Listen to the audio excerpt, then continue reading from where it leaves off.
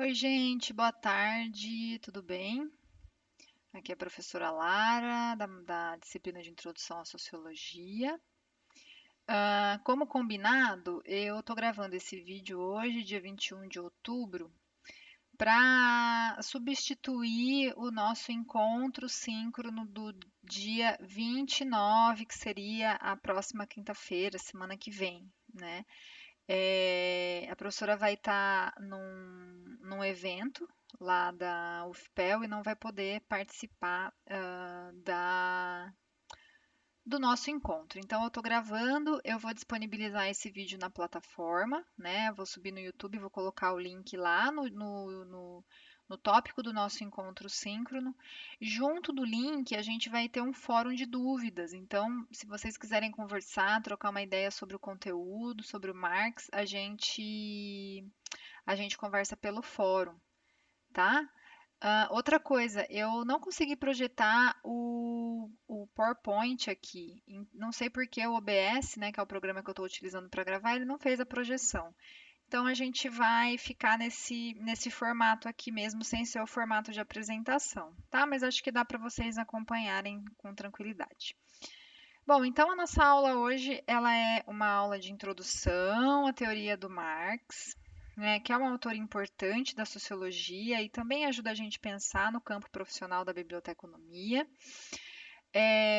A ideia da aula de hoje, ela é fazer um panorama da teoria marxista para ajudar vocês ali com o material que já está disponibilizado no AVA para vocês. Então, ela é uma aula introdutória, ao mesmo tempo complementar aos textos, complementar aos podcasts e ao material que eu disponibilizei lá na nossa plataforma, certo? Então vamos estudar um pouquinho desse autor e das suas contribuições aí para o pensamento social, para um pensamento crítico em relação à sociedade, certo? Bom, no nosso último encontro, a gente falou bastante do Durkheim, né, que é um dos clássicos da sociologia. Foi um encontro muito produtivo, o pessoal participou bastante. E a gente conversou um pouco sobre o Durkheim como um autor de referência aí da construção do conhecimento sociológico, da consolidação da sociologia enquanto uma disciplina acadêmica. Agora a gente vai falar do Marx e, na medida do possível, a gente vai sempre fazer algumas comparações entre os autores, porque essas comparações elas auxiliam a gente a pensar e a refletir mais sobre eles, né? Elas facilitam a nossa vida. Então, o Marx, é importante a gente dizer que ele produziu no contexto anterior ao pensamento do Durkheim. Mas por que que a gente começa com o Durkheim, então? Primeiro que o Durkheim, ele é o considerado fundador da sociologia, né? E ele também tem o pensamento, uma estrutura de pensamento um pouco mais tranquila, assim, da gente compreender e da gente começar a discussão da sociologia com ele. Mas o Marx, ele produziu no momento anterior, então não havia sociologia ainda, enquanto disciplina, consolidada no contexto da produção marxista. Ah, o Marx, ele é vinculado à economia, e também a filosofia, né? Ele dialoga bastante com o campo da filosofia e também com o campo da economia. Ele é um autor que se envolveu de uma maneira muito significativa no campo da atuação política, né? Para o Marx, a teoria social ela só faz sentido se a gente consegue interpretar a prática com ela, se a gente consegue, inclusive, aplicar aquele conhecimento que a gente produz na nossa realidade cotidiana, principalmente do ponto de vista de uma perspectiva de uma transformação social.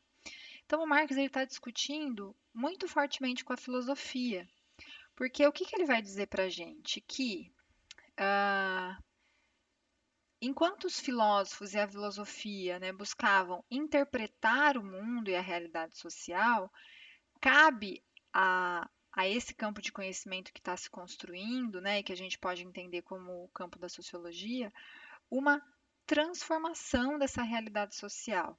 Né? E isso tem muito a ver com a própria trajetória do Marx. O Marx ele é um intelectual militante, ativista, principalmente envolvido com a questão dos trabalhadores. né, um dos textos clássicos que o Marx escreveu é o Manifesto do Partido Comunista, que foi direcionado à classe trabalhadora do contexto europeu, né, daquele momento histórico que estava se movimentando, né, e começando a ter consciência dos aspectos exploratórios em que estava submetida. Então, ele tem essa atuação muito próxima do movimento social. Então, para o Marx, aí ele vai fazer uma vasta discussão com o campo da filosofia, com o próprio campo da economia, não basta a teoria se desvincular da prática política, ela precisa estar envolvida com a sociedade. E ela precisa principalmente ter esse compromisso social de discutir aspectos exploratórios. Então, por isso que a gente acaba dizendo que a questão do conflito, ela é muito fundamental na obra marxista, né? O Marx ele é considerado o autor do conflito. A gente, quando estudou o Durkheim, e um pouco do positivismo, do Comte, até a gente mencionou isso na aula passada, o que que a gente aprendeu? A gente aprendeu que, para os positivistas, o conflito, né, mesmo esse conflito que se estabelece entre trabalhadores e empresários, entre donos dos meios de produção e detentores da força de trabalho, que é sobre isso que o Marx vai falar para a gente, mesmo esse conflito, para os positivistas, mesmo para o Durkheim, ele seria um conflito sanado com o desenvolvimento da sociedade, certo? Com o caminhar da sociedade moderna, com o desenvolvimento tecnológico, produtivo, industrial e da própria sociedade em si, esse conflito ele seria rapidamente equacionado, em alguma medida a vida das pessoas melhoraria, né? Havia essa perspectiva no começo ali de uma maneira de pensar o mundo atravessada pelo positivismo.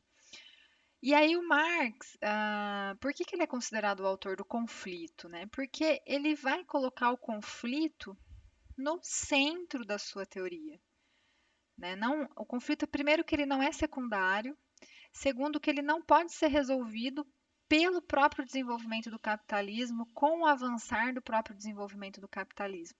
O que que o Marx vai dizer para a gente quando ele está fazendo uma análise do sistema capitalista? Ele vai dizer, olha, o capitalismo ele é tão sagaz e ele é tão forte que ele cria novas ferramentas de dominação que impedem a sua própria destruição.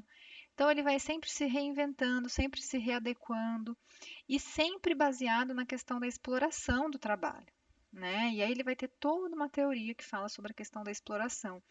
Então, para o Marx, esse conflito ele não é secundário. Ele é aquilo que funda a modernidade, que funda o sistema capitalista.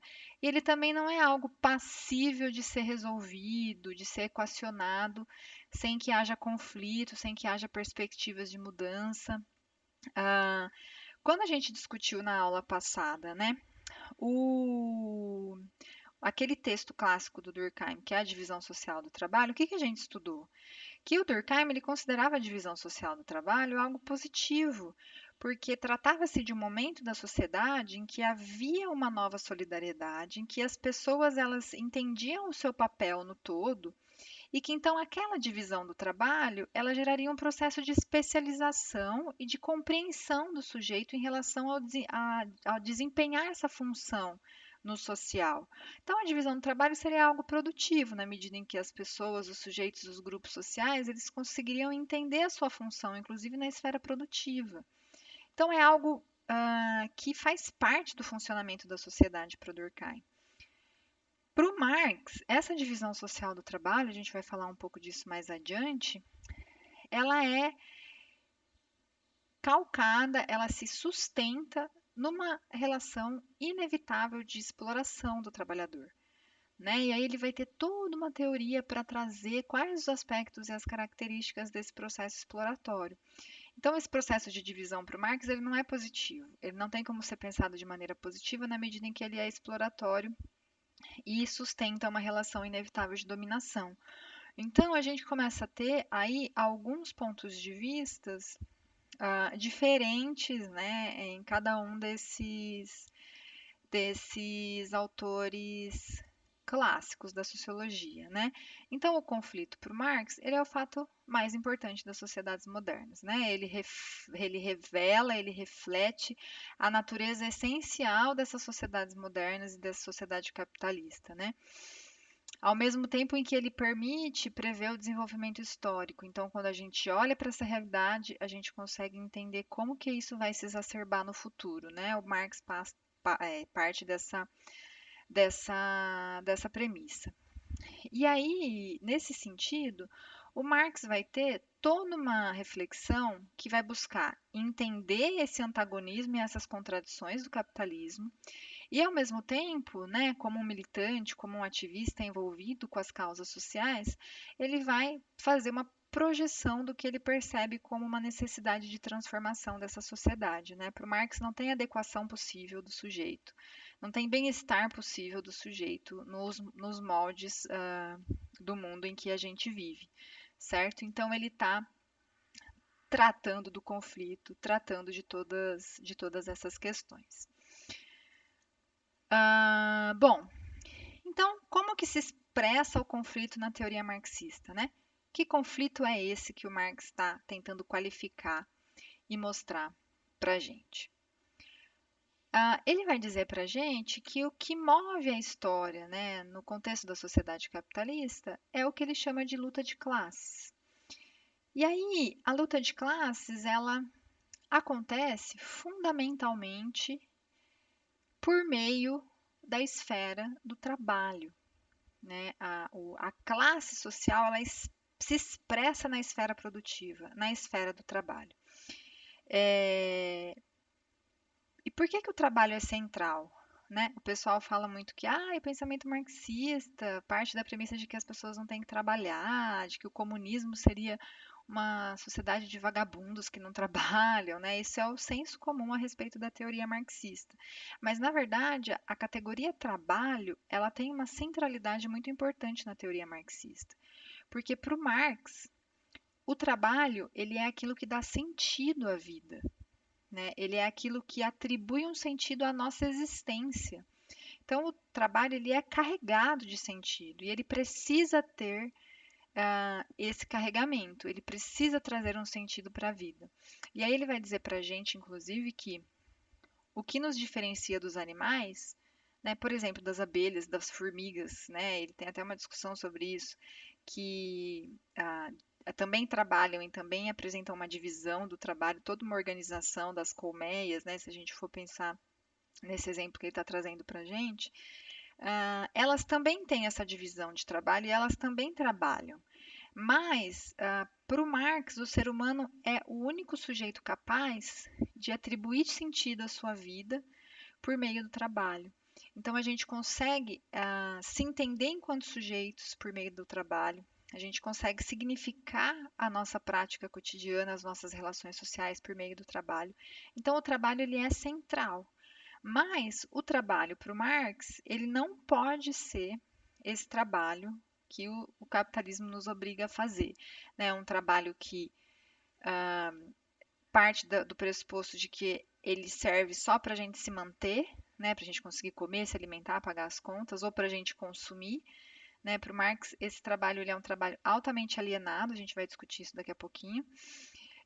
Então, o trabalho ele não pode ser alienado, ele não pode ser exploratório e ele tem que trazer sentido para a vida, né? E é por isso que ele vai se debruçar sobre o trabalho quando ele vai falar das questões que envolvem a luta de classes. Como que se expressa então essa luta de classes na teoria marxista? Né? Que classes são essas e como que elas entram em conflito? Para o Marx, né, e vamos lembrar que o Marx está observando o contexto da sociedade urbana industrial nascente. Ele está olhando para o século XIX, vendo o surgimento da indústria e vendo ali os primeiros conflitos entre trabalhadores e empresários. Então, para ele, havia duas classes centrais. E como que elas se dividiam?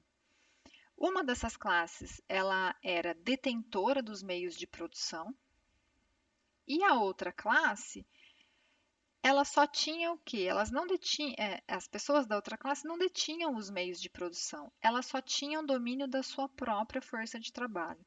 Então, aqueles que não detêm os meios de produção, a única opção que lhes resta é vender a sua força de trabalho para os donos dos meios de produção. Então, essa relação, ela se estabelece de uma maneira conflituosa e para o Marx de uma maneira bastante exploratória, né? É, E ele vai dizer uma coisa importante para a gente, que é o seguinte: essa relação a gente vai naturalizando tanto ela que ela aparece como a única opção possível, com a única opção viável, né? Parece que existe uma convenção social que diz que a única possibilidade da gente viver no mundo que a gente vive é vendendo a nossa força de trabalho para outra pessoa.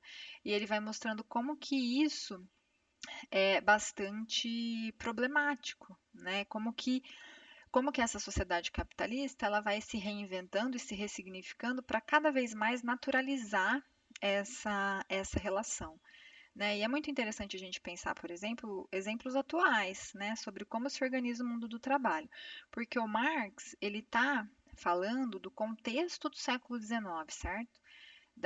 Do surgimento da consolidação e do surgimento das indústrias, né, do processo um pouco posterior e ali ao mesmo tempo, concomitantemente, com a Revolução Industrial. Então ele está falando de uma sociedade altamente industrial, né, que está começando a organizar o seu sistema produtivo. No mundo hoje, a gente não vive mais um capitalismo industrial, né? Se a gente pensar no capital financeiro, na bolsa de valores, né? Onde o dinheiro circula, nessa virtualidade do nosso dinheiro, né? A gente não tem mais uma questão produtiva muito significativa, né? A gente não tem mais a centralidade da produção na indústria, né? Inclusive o Brasil nos últimos anos, na última década, passou por um processo que a gente chama de desindustrialização. O que é um processo de desindustrialização? Com o desenvolvimento do capital financeiro, a gente criou novas formas de entender o mercado, de entender as relações de trabalho, né, de trocar dinheiro, de produzir riqueza, né? E então, esse capitalismo que o Marx está observando lá no século XIX, ele já não existe mais da mesma forma. Mas aquilo que ele dizia para nós, que o capitalismo é algo que está o tempo todo se reinventando, se redimensionando e sempre baseado numa perspectiva exploratória, de fato acontece, né? Porque não é porque o capitalismo mudou, porque a gente vive numa, num capitalismo altamente financeiro, que as relações de trabalho, por exemplo, deixaram de ser exploratórias, né? Se a gente pensar, por exemplo, nos entregadores de aplicativo, que fizeram greve a respeito das suas condições de trabalho, né? O tanto de exploração que existe numa relação como essa. Então, ele acertou em alguma medida quando mostrou para gente que esse capitalismo ele está sempre se reinventando, mas fundamentalmente ele tem como aspecto fundamental sempre essa relação exploratória de uma classe sobre a outra, né? E tem outros conceitos na teoria do Marx que também apontam para essa questão que ele está mostrando para a gente, né? Para a centralidade da relação de trabalho, para a centralidade da economia nas relações sociais, na forma como a sociedade se estrutura. Então, ele tem dois conceitos fundamentais que são os conceitos de estrutura e de superestrutura. E aí, o que esses conceitos eles querem dizer, né? Eu estou dizendo aqui para vocês que o que o Marx está chamando de luta de classes, de relações econômicas, é central para a teoria dele, certo? Esse conflito exploratório que se estabelece no mundo do trabalho, baseado na divisão dessas classes entre detentores do meio de produção e detentores da força de trabalho, isso é central. Então, para o Marx, o que estrutura a sociedade capitalista são os aspectos econômicos e da esfera do trabalho, certo?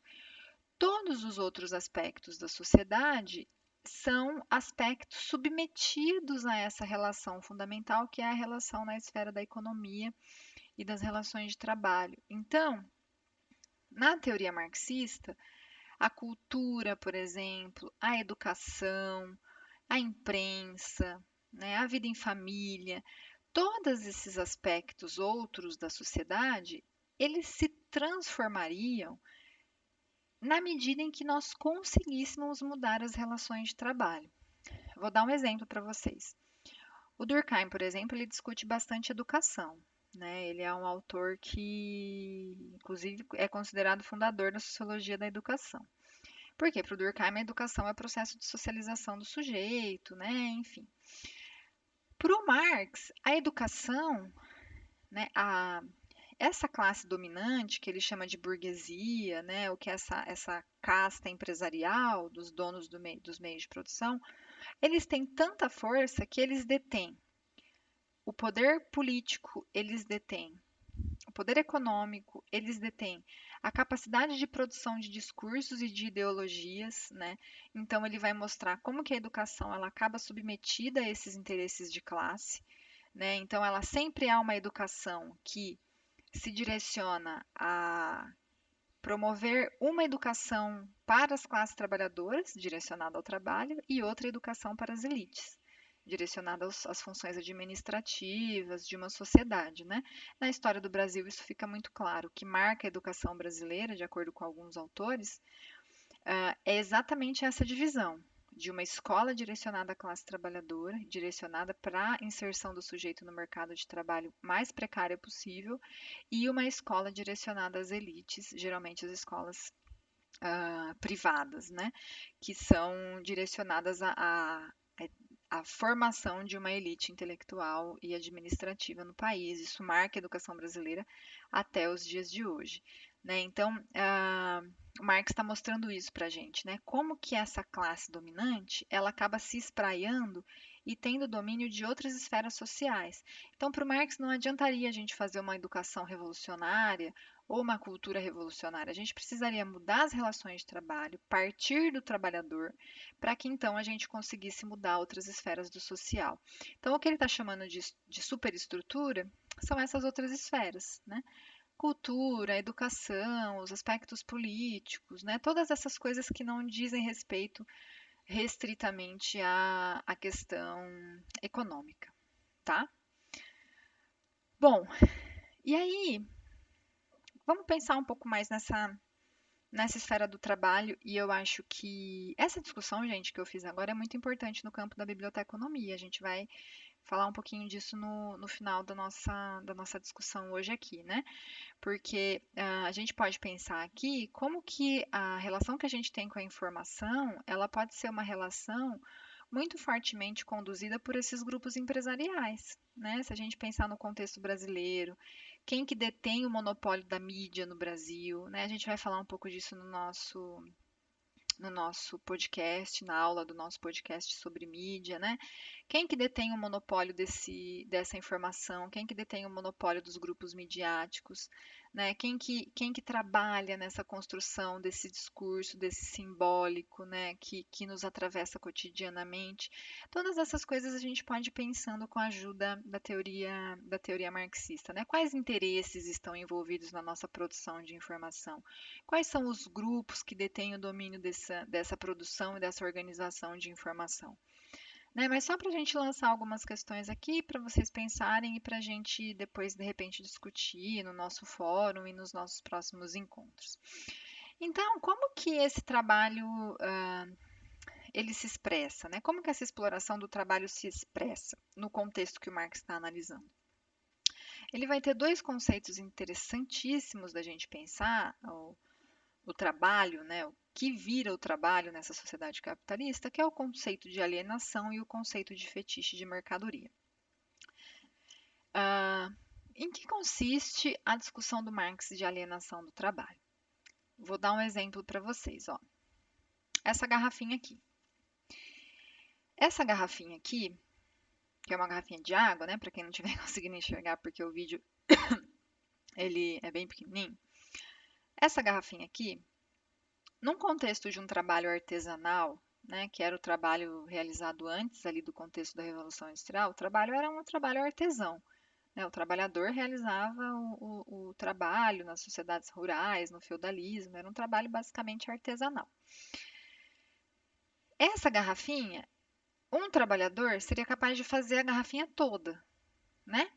Ele ia esculpir aqui o plástico, ele ia confeccionar a tampinha, ele ia fazer o rótulo, ele ia encher de água e ele ia vender esse produto aqui como resultado do seu trabalho no mercado, na vila, na feira, certo?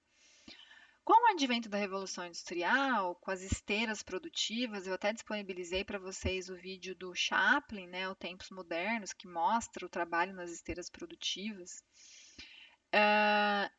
Esse trabalho, ele é particionado, ele é dividido.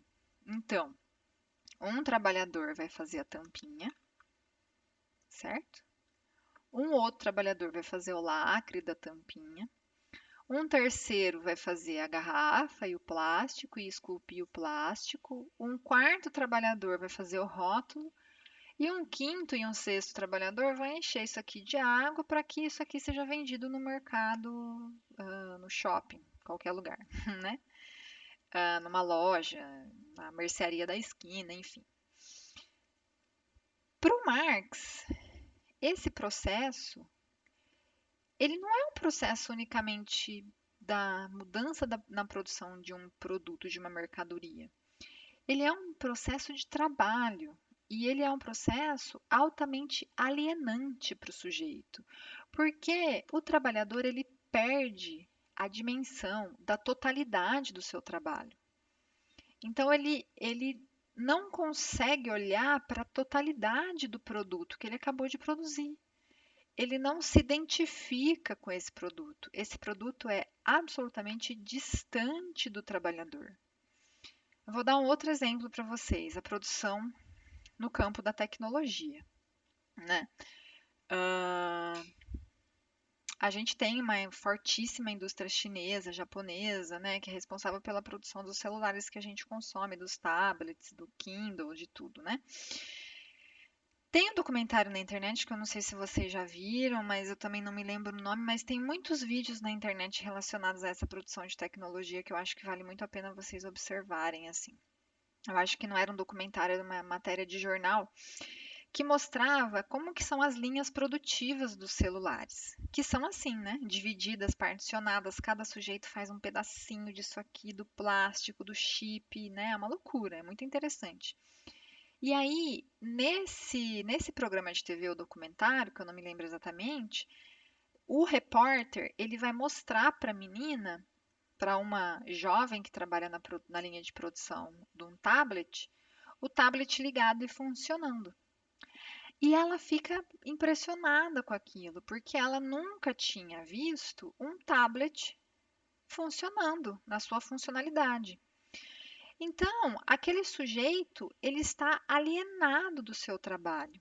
Esse processo de alienação é esse afastamento do sujeito em relação ao produto do seu trabalho. Esse sujeito não tem dimensão da importância e da totalidade do seu trabalho. Ele está alienado, ele está separado do resultado final do seu trabalho.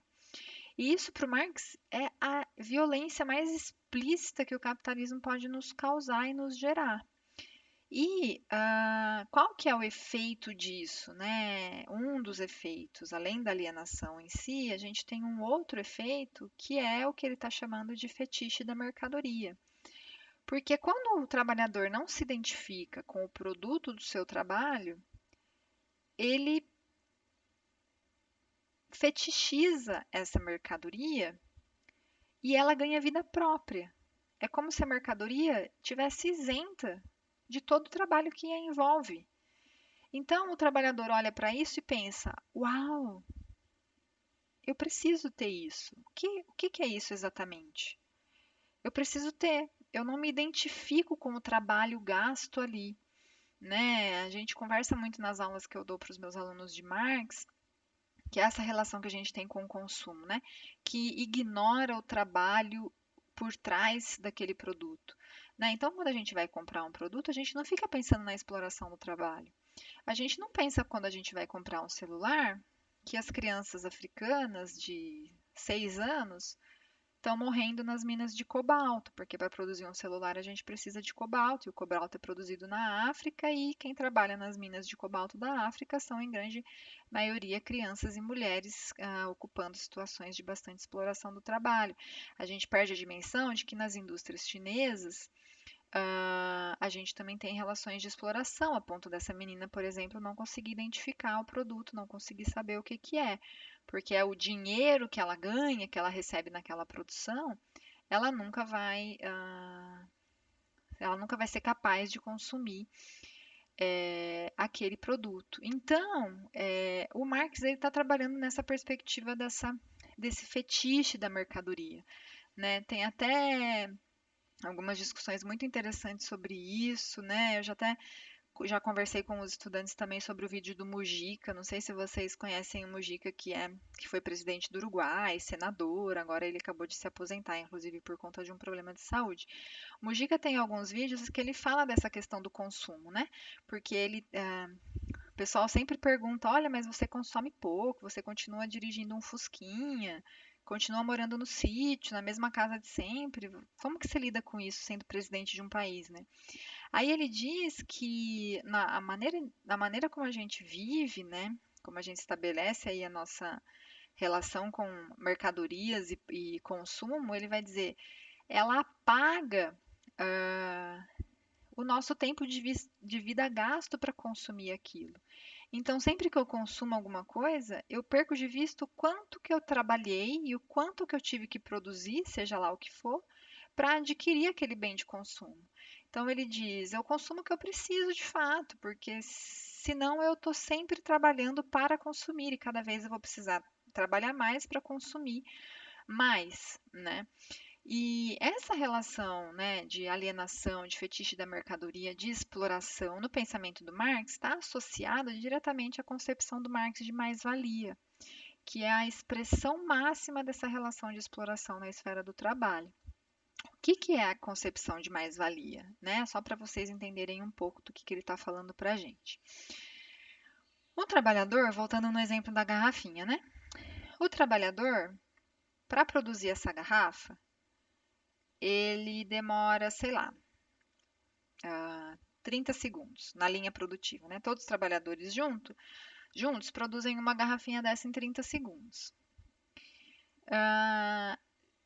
Para que o trabalhador ganhe o suficiente para existir, para pagar aluguel, para comer, para sustentar a sua família, tudo, se ele produzir 10.000 dessa daqui, ele já consegue receber o suficiente para se manter. Mas ele não produz só 10.000 dessas no mês. Ele produz 100.000, 1 milhão de garrafinhas no mês. Então a gente já tem alguma coisa aí que é estranha, né? Sendo que o trabalhador ganha tão pouco e produz tanto, certo? Então, ele produz para se sustentar e se sustenta e ganha um valor X.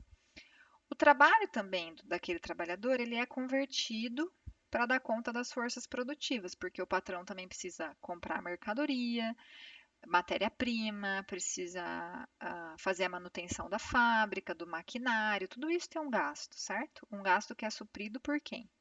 Pelo trabalho do trabalhador. Então, além de produzir para a sua subsistência, ele produz para a manutenção da empresa, da indústria, certo?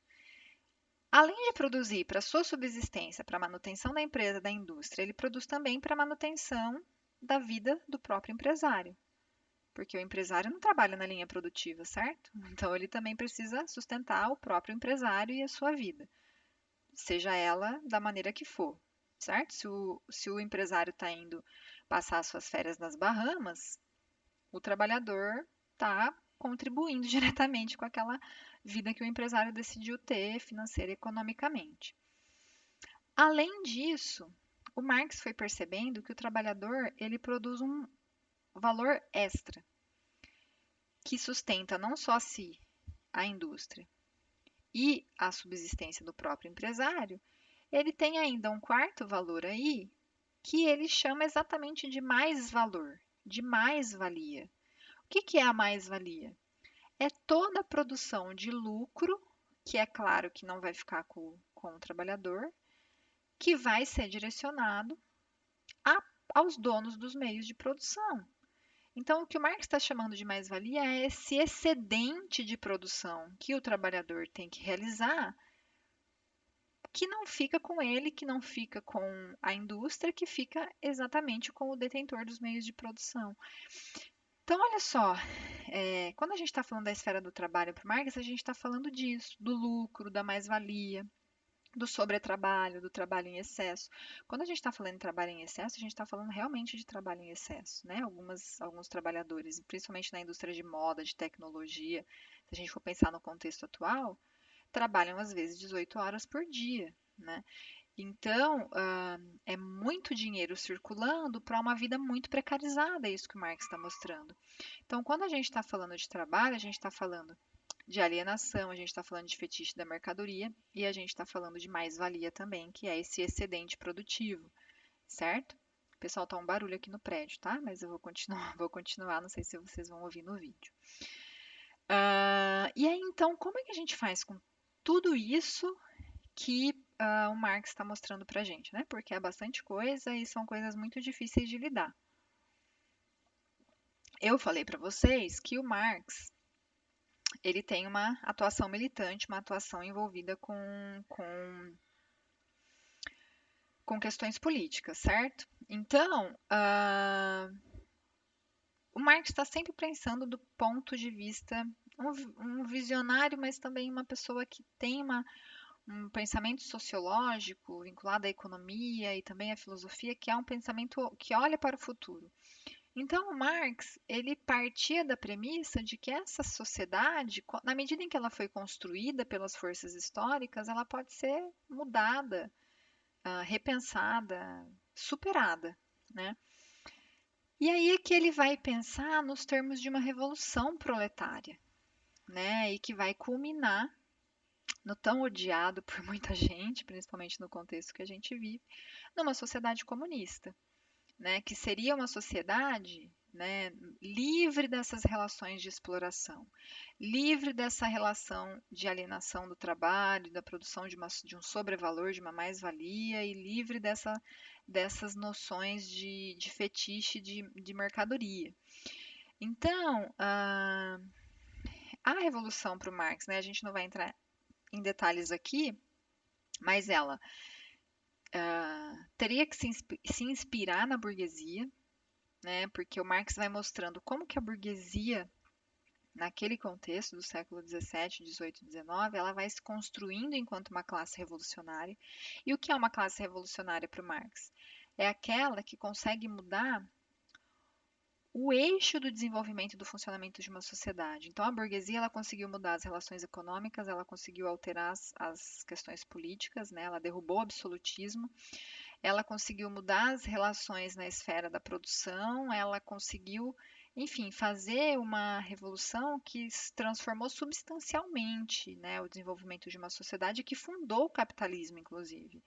Né? Então, ele vai mostrando como que a burguesia é uma classe revolucionária, e ele parte do pressuposto de que a classe trabalhadora ela tem esse poder também transformador e revolucionário, desde que ela tenha a percepção das forças da história e que ela consiga saber e sentir as amarras que a aprendem, né, e que a exploram.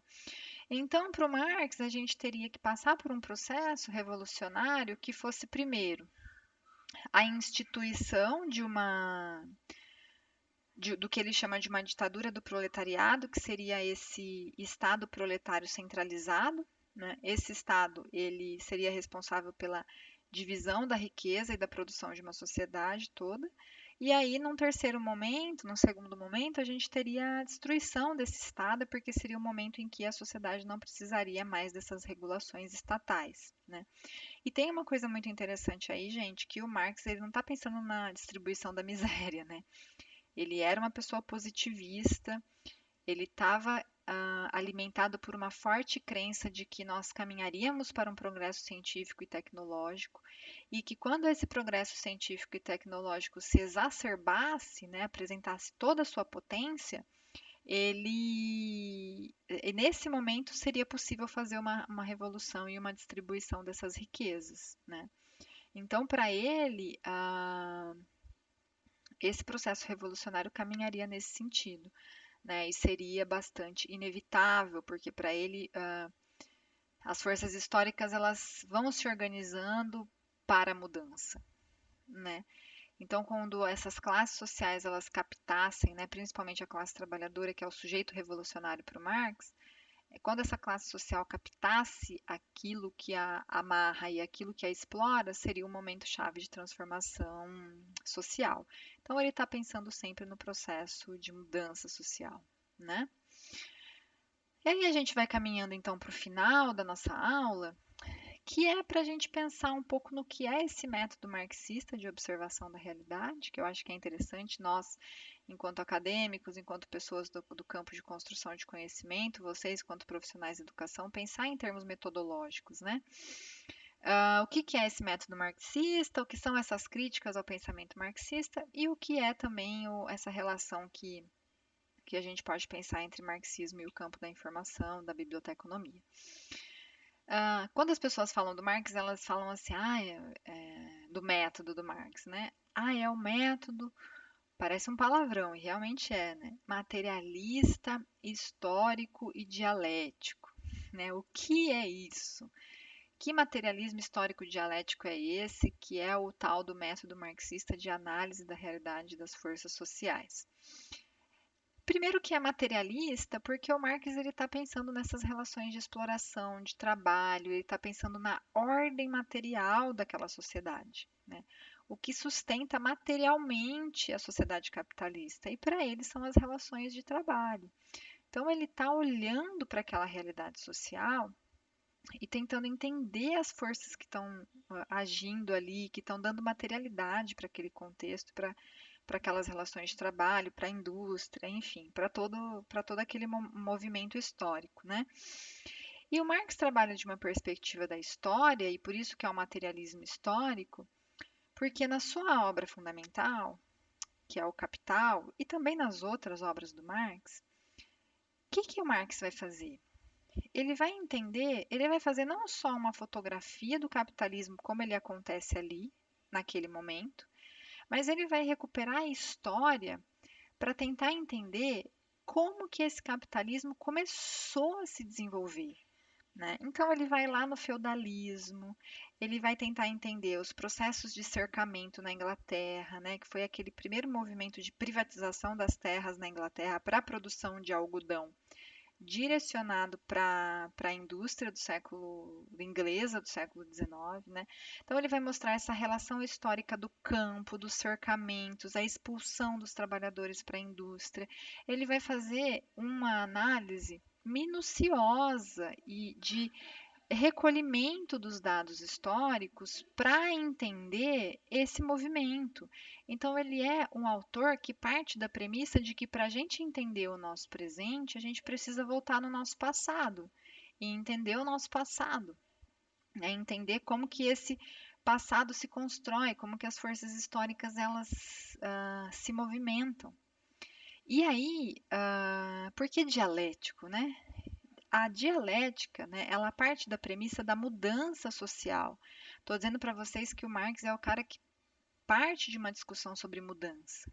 Então, ele vai mostrar para a gente que toda época, todo o contexto histórico, apresenta ali o que ele chama de uma semente da mudança.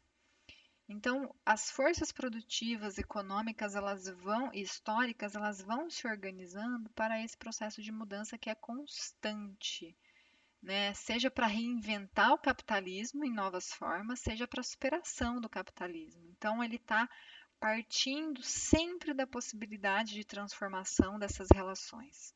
Então, é por isso que a gente chama o método marxista de um método ah, materialista, que pensa as relações materiais, as relações produtivas e econômicas, histórico, na medida em que está pensando a linha histórica que conduz a gente a ser o que somos hoje, e dialético, porque ele está pensando nos processos de transformação social, certo? Toda a sociedade, para o Marx, comporta e apresenta e expõe as forças para sua própria transformação. E aí a gente pode situar algumas críticas ao pensamento marxista, né, principalmente de alguns autores que vão fazer uma análise, né, desse pensamento marxista, dizendo, apontando para o pro problema desse excesso de economicismo, né, porque eu falei para vocês aqui que o Marx ele é um cara que acha que a economia e as relações de trabalho têm centralidade. Então eu coloquei aqui para vocês o nosso slide, o Gramsci, né, que é esse autor aqui italiano que está discutindo aí com o pensamento marxista e está dizendo, olha, pera lá, não é só por meio da economia que a gente transforma as coisas e as relações. O Gramsci, por exemplo, ele está produzindo no contexto da Itália. A Itália, naquele momento de produção do Gramsci, ali no começo do século XX, ela não está nem industrializada ainda. Né? Ela é um país majoritariamente agrário, e aí o Gramsci faz a seguinte pergunta: os trabalhadores rurais, os trabalhadores da terra, os trabalhadores agrários, eles não são capazes de conduzir a revolução?